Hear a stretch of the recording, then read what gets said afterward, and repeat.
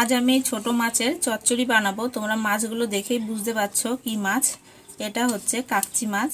মাছের মধ্যে আমি এখন পেঁয়াজ বাটা দিয়ে দেবো, 1 চামচ রসুন বাটা, 1 চামচ আদা বাটা, 1 চামচ লঙ্কা গুঁড়ো, 1 চামচ জিরে গুঁড়ো, স্বাদ মতো নুন, ছোট চামচের 1 চামচ হলুদ গুঁড়ো, আর দিয়ে দেবো কাঁচা সর্ষের তেল।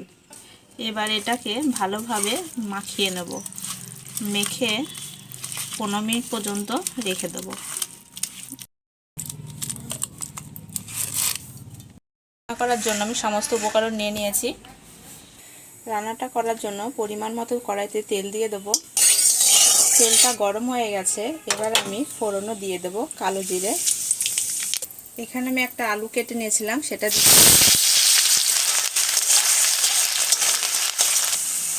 আলুটা আমার হালকা ভাজা হয়ে গেছে।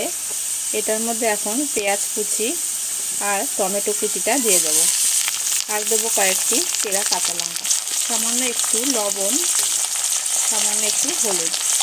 এবার এটাকে আমি ভালো করে একটু কষিয়ে নেব।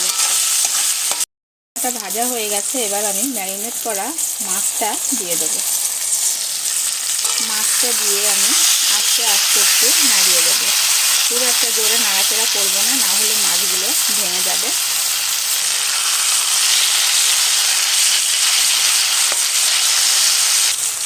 মাছটা দিয়ে আমার কষানো হয়ে গেছে, এবার আমি সামান্য একটু জল দিয়ে দেবো।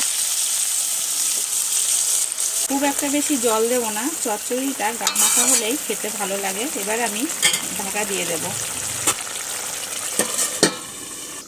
এবার আমি ঢাকনাটা উঠিয়ে নেব। যারা এখনো পর্যন্ত আমার চ্যানেলটি সাবস্ক্রাইব করোনি তারা চ্যানেলটি সাবস্ক্রাইব করে দিও, পাশে থাকা বেল আইকনটি অন করে দিও নতুন নতুন ভিডিওর আপডেট পেতে। হয়ে গেছে, এবার আমি ধনেপাতা কুচি দিয়ে দেবো ওপর দিয়ে। রান্নাটা কমপ্লিট, এবার আমি নামিয়ে নেব।